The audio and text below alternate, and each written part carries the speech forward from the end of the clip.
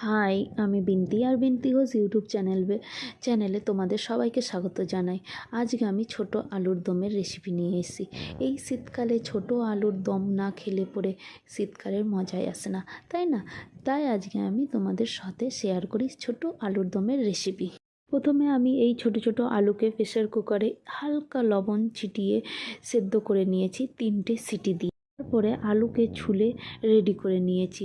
ছুলে নেওয়ার পর কাঁচা লঙ্কা, জিরে, আদা বেটে নিয়েছি, চারমগজ, কাঁচা বাদামও বেটে নিয়েছি, গোটা গরম মশলাও বেটে নিয়েছি।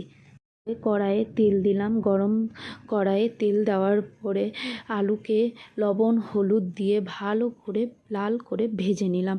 ভেজে নেওয়ার পরে এক এক করে বাটা সব মশলা দিয়ে নাড়াচাড়া করে ফুটন্ত গরম জল দিলাম।